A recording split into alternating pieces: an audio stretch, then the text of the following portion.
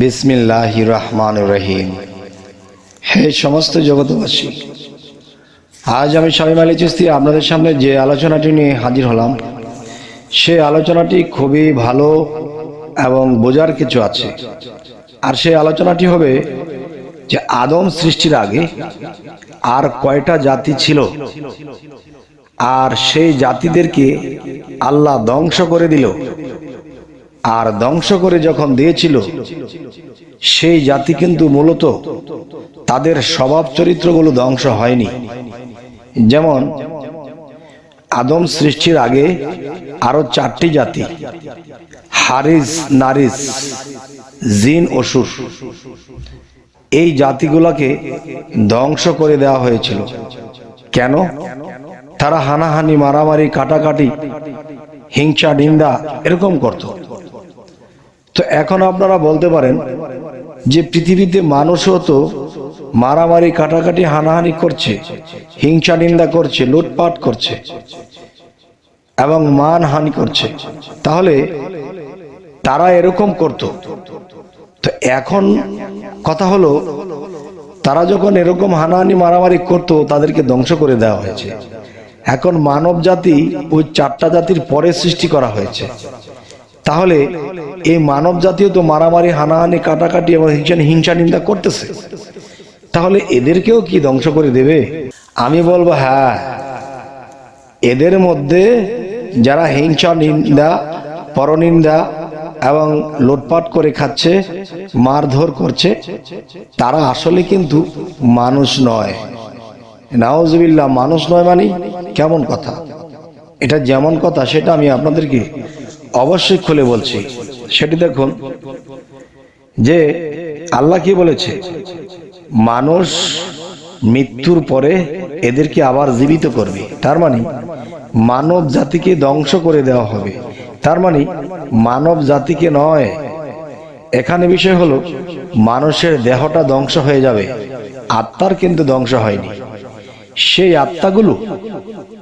সেই আত্মাগুলো কিন্তু মরেনি, আত্মার কিন্তু মৃত্যু নেই। তাহলে দেহ ধ্বংস হয়েছে, দেহ থেকে সেই আত্মাগুলো বের হয়ে গেছে, কিন্তু আত্মার মধ্যে যে ভালো স্বভাব, খারাপ স্বভাব, যে পৃথিবীতে যাই কিছু করেছে, সেই স্বভাবগুলো কিন্তু তাদের আত্মার মধ্যে লেগে আছে। এখন দেখেন, জিন, অসুর, হারিস, নারিস, এদেরকে ধ্বংস করে দেওয়া হয়েছিল। তারা পৃথিবীতে বিশৃঙ্খলা করে, আল্লাহর ইবাদত করে না, তারা হানাহানি, মারামারি, কাটাকাটি, হিংসা নিন্দা করে, এই জন্য তাদেরকে ধ্বংস করে দেওয়া হয়েছে। তবে দেখেন, পৃথিবীতে এমনও মানুষ আছে, কেউ কাউকে হিংসা নিন্দা করে না, কারোরটা মেরে খায় না, মারামারি, কাটাকাটি করে না, এমন লোক কিন্তু পৃথিবীতে আছে। আবার এক ধরনের লোক আছে, তারা মারামারি করছে, হানাহানি, কত বিশৃঙ্খলা করছে, মিথ্যা, অবিচার করছে। তখন দেখা যায় সেই মানুষগুলো কোত্থেকে এসেছে? সেই মানুষগুলো দেখেন, জিন, অসুর, হারিস, নারিস, তারা যখন ব্যভিচার ছিল, তারা যে মারা গেছে, তাদের দেহ ধ্বংস হয়ে গেছে, কিন্তু তার দেহের ভিতরে আত্মরূপে তারা কিন্তু রয়ে গেছে। সেই আত্মাগুলো কোথায়? সেই আত্মাগুলো মানুষের মধ্যে এসে জন্ম নিয়ে গেছে। মানুষের মধ্যে যখন জন্ম নিয়ে গেছে, তখন কি হলো? সেই আত্মার মধ্যে লেগে থাকা যে স্বভাব চরিত্র, সেটি কিন্তু মানুষের মধ্যে প্রকাশ পায়। দেখবেন, মানুষই মানুষকে দয়া করছে, মানুষই মানুষকে ভালোবাসছে, মানুষের প্রতি মানুষ সহানুভূতিশীল হচ্ছে। আরেক দল লোক লুটপাট করছে, মানুষেরটা মেরে খাচ্ছে। তার মানে কি? এদের ভিতরে সেই জিন, অসুর, হারিস, নারিস, সেই ব্যভিচারী, সেই খারাপ আত্মাগুলো পৃথিবীতে মানব কোলে জন্ম নিয়ে গেছে। তখন কি হলো? তখন সেই স্বভাব চরিত্রগুলো সেই মানুষের মধ্যে, জিন, অসুর, হারিস, নারিস, এগুলো তারা খারাপ প্রকাশ করতেছে, খারাপ ঘটাইতেছে। আর ভালো মানুষগুলো দেখবেন, তাদেরকে মারলেও কিছু হয় না, তাদেরকে অনাদর করলেও কিছু পায় না, গাল দিলেও কিছু পায় না, কারোর সাথে হিংসা নিন্দাও করে না। তার মানে কি? এই মানুষগুলো সেই আত্মা থেকে এসেছে বলে আজ এই অবস্থা। তবে হে সমস্ত জগৎবাসী, আমরা চেষ্টা করব, যখন আমরা পৃথিবীতে যৌবনপ্রাপ্ত হই, বিবাহ শাদী করতে হয়। তো পৃথিবীতে অনেক মানুষ আছে এখনো পর্যন্ত বিবাহ শাদী করেনি। যদি করে, তাহলে তারা কি করবে? তারা ভালো জাত বংশ দেখে বিবাহ করতে হবে, সভ্য শান্ত দেখে বিবাহ করতে হবে। মোট কথা যে এরকম দেখে তো বিবাহ করতেই হবে। তার মধ্যে কি করতে হবে, যখন আপনারা বিবাহ করে ঘরে বউ নিয়ে আসবেন, তখন কিন্তু দুনিয়াতে চলতে গেলে অমাবস্যা আছে। এই অমাবস্যায় কিন্তু স্ত্রীর সাথে সেই মেলামেশায় যাওয়া যাবে না এবং দিনক্ষণ বেঁচে চলতে হবে। অমাবস্যা অন্ধকার, সেই অন্ধকারের মধ্যে যদি মেলামেশা করা হয় আর সেখান থেকে যদি আপনি একটা সন্তান ভূমিষ্ঠ হয়, তাহলে সেই সন্তান কিন্তু কালো শক্তি নিয়ে আসবে পৃথিবীতে। আর সেই সন্তান মানুষের ক্ষয়ক্ষতি করবে, মানুষের উপকার করবে না।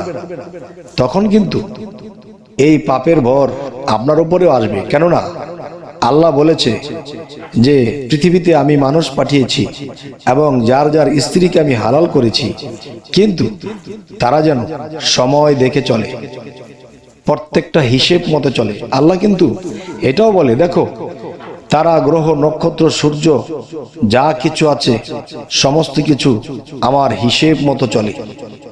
তাহলে মানুষ পৃথিবীতে আমরা শ্রেষ্ঠ জাতি হয়ে যদি বেহিসাবে চলি, তাহলে এটার খেসারত আমাদেরকে দিতে হবে।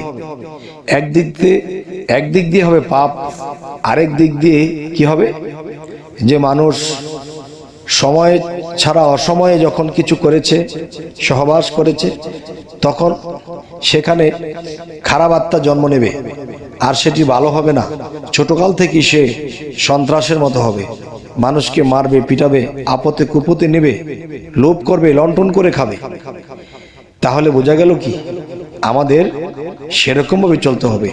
যদি কোনো ব্যক্তি ভালো একটা দিন দেখে সেই রাত্রে ইবাদত করে, স্বামী স্ত্রী দুজনেই ইবাদত করে এবং চোখের পানিতে বলে যে হে আল্লাহ, আমাদের ঘরে একটি ওলি আউলিয়া দান করুন, তখন কি হবে, সেই ওলি আউলিয়াই জন্ম নেবে। তবে হে সমস্ত জগতবাসী, কেন আজকে এই আলোচনা করলাম, মানুষ বেহিসাব করে চলে, তখন কিন্তু খারাপ কিছু তাদের কপালে ফলে, তখন কিন্তু আল্লাহকে বলে এই কি চেয়েছিলাম খোদা। দেখেন আল্লাহ কিন্তু আগেই আমাদেরকে সতর্ক করেছে, আমরা সেই সতর্ক মানিনি, যার খেসারত আমাদের দিতে হচ্ছে। তাই বলবো আজকের কথার মূল বিষয় কি, যে আদম জাতি সৃষ্টি করারও আগে আরো 4টি জাতি, জিন অসুর হারিস নারিস, এই 4টি জাতি ছিল। সেই 4টি জাতিকে ধ্বংস করে হয়েছে, তাদের দেহ ধ্বংস হয়েছে, তাদের আত্মাগুলো কিন্তু ধ্বংস হয়নি। এখনো আমাদের সমাজে এবং শহরে বন্দরে বহু জায়গায় জন্ম নেয়া এই আত্মাগুলো মানুষ রূপে ঘুরছে। তাহলে তাদের স্বভাব অনুসারে তারা চলছে, কিন্তু অনেক মানুষ সুন্দর স্বভাবের, তখনই বুঝতে হবে সে মানুষ থেকে মানুষে এসেছে, আর যারা ওরকম করতেছে তারা অমানুষ থেকে মানুষে এসেছে। তবে অমানুষ কি মানুষ হবে না? অবশ্যই, যদি ওইভাবে তাদেরকে শিক্ষা দেওয়া হতো ছোটবেলা থেকে, আস্তে আস্তে তাদের খারাপ স্বভাবটা কমে যেত। তারপরেও কিন্তু এক জন্মে সে ভালো হবে না। এই জন্মে যদি কিছু ভালো করে যায়, তো পরের জন্মে আরো ভালো কিছু হয়ে এই পৃথিবীতে আসতে পারবে। তবে হে সমস্ত জগতবাসী, আজকের এই আলোচনা আপনাদের সামনে করলাম, কি বুঝলেন অবশ্যই জানাবেন, এবং সামনে কি ধরনের আলোচনা চাইছেন তাও জানাবেন। আমাদের এই চ্যানেলটিকে সাবস্ক্রাইব করে নেবেন, যদি ফেসবুক হয় অবশ্যই ফলো করে নেবেন। সকলে ভালো থাকবেন, আল্লাহ হাফিজ।